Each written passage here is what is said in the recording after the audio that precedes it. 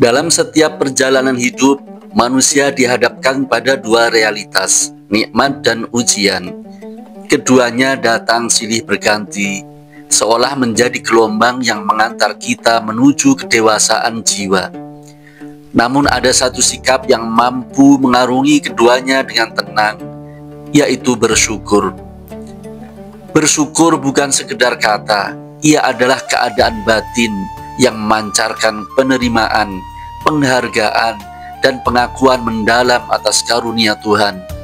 Dalam Al-Quran, Allah dengan tegas memaklumkan, "Sesungguhnya jika kamu bersyukur, pasti kami akan menambah nikmat kepadamu.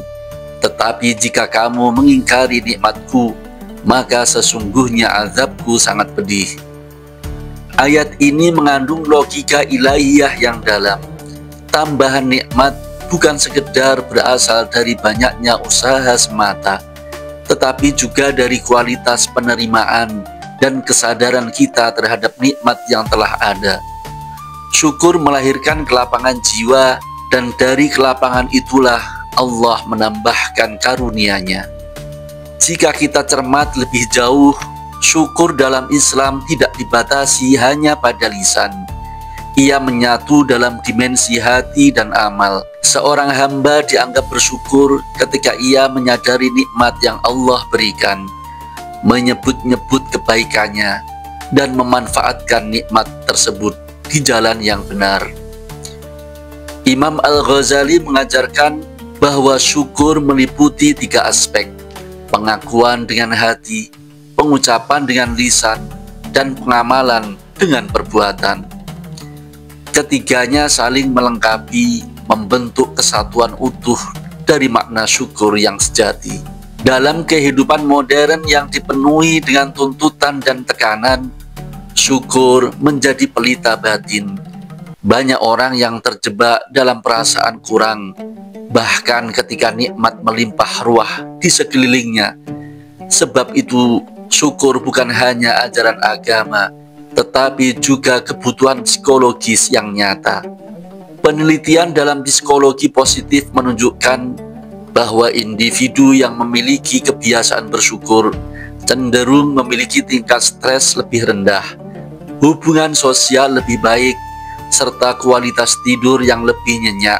Dalam sebuah studi oleh Dr. Robert Emmons, peserta yang menuliskan 3 hal untuk disyukuri setiap hari selama 10 minggu menunjukkan peningkatan signifikan dalam kebahagiaan dan penurunan gejala depresi. Dalam konteks ini, syukur bukanlah semata soal ekspresi, tetapi juga cara pandang terhadap kehidupan. Orang yang bersyukur cenderung memiliki lensa hidup yang memfokuskan pada kelimpahan, bukan kekurangan. Mereka tidak sibuk membandingkan diri dengan orang lain, sebab kebahagiaan mereka bersumber dari dalam.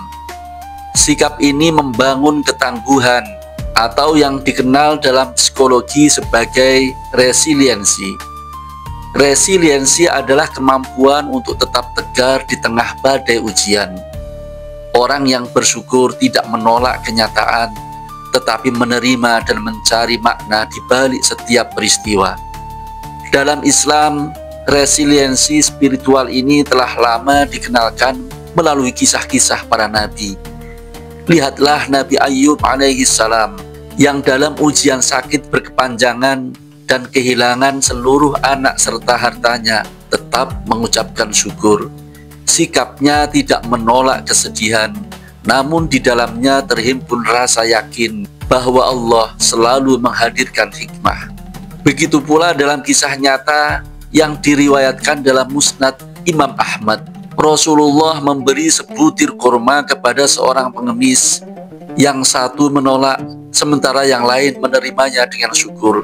Rasulullah pun menambahkan 40 dirham kepada yang bersyukur.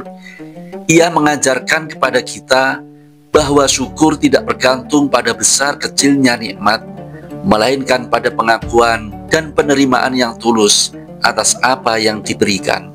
Bersyukur juga membentuk pola pikir sukses.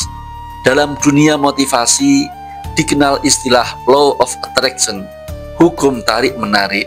yang menekankan pentingnya emosi positif dalam menarik hal-hal baik. Syukur menempatkan kita dalam frekuensi batin yang harmonis dengan kebaikan.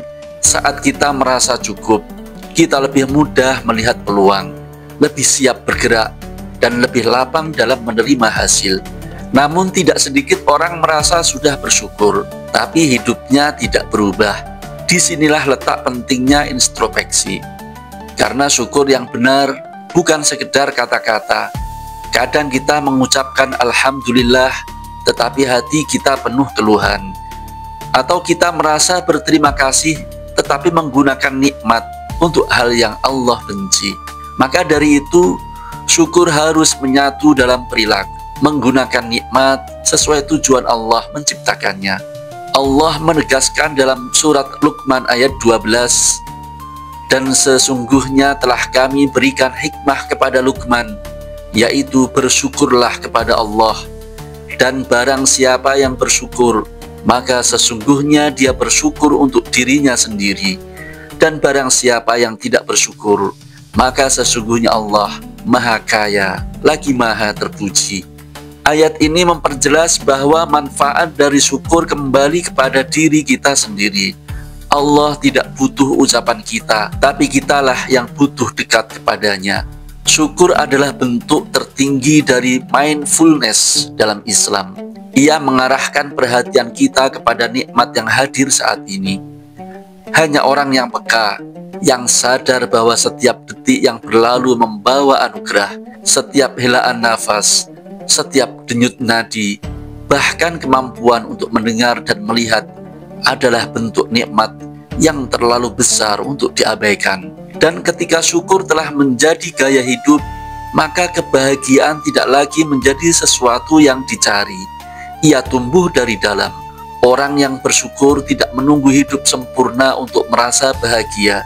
Justru ia menemukan keindahan dalam ketidaksempurnaan. Dalam dunia sosial, syukur menular.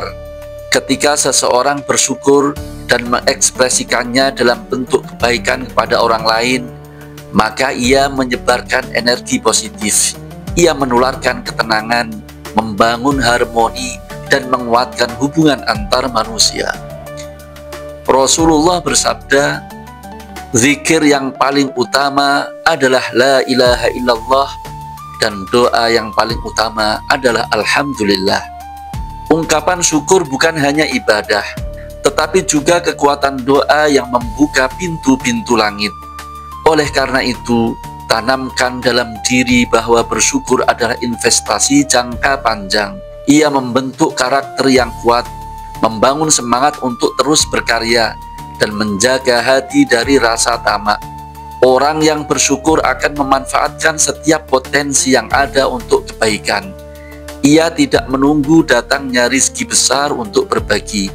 Bahkan dengan sedikit, ia sudah rela memberi. Syukur menghapus penyakit hati. Ia adalah obat bagi iri, dengki, dan hasad. Ketika kita bersyukur atas kebahagiaan orang lain, kita menyatu dalam keberkahan. Maka ketika saudara kita mendapatkan nikmat, mari kita ikut bersujud syukur. Ini bukan hanya bentuk empati, tapi juga penguat ikatan spiritual dalam tubuh umat. Jika kita menengok sejarah, para pemenang sejati bukanlah mereka yang tidak pernah gagal, tapi mereka yang menjadikan setiap kegagalan sebagai pelajaran yang disyukuri. Kemenangan yang diraih dengan jiwa syukur akan terasa lebih agung, karena bukan hanya membawa kebahagiaan dunia, tapi juga mendekatkan diri kepada Allah. Penutup dari semua ini adalah satu kalimat penting. Syukur bukanlah tujuan akhir, tetapi jalan yang harus kita tempuh setiap hari. Ia tidak dibatasi oleh situasi. Bahkan dalam duka, seorang mukmin tetap bersyukur, karena ia yakin Allah tidak akan menguji di atas batas kemampuan. Semoga kita termasuk dalam golongan yang disebut Al-Hammadun, yaitu orang-orang yang senantiasa bersyukur dalam setiap keadaan, sebagaimana disabdakan oleh Rasulullah. Pada hari kiamat nanti, orang-orang yang bergelar Al-Hammadun diseru untuk berdiri, Segerombolan orang pun berdiri dengan membawa sebuah bendera, lalu mereka masuk surga. Mereka bukan hanya ahli ibadah, tapi ahli syukur. Mereka bukan hanya menikmati nikmat, tetapi juga memaknainya. Maka, marilah kita berhenti sejenak, menengok ke dalam diri dan bertanya, sudahkah kita benar-benar bersyukur hari ini?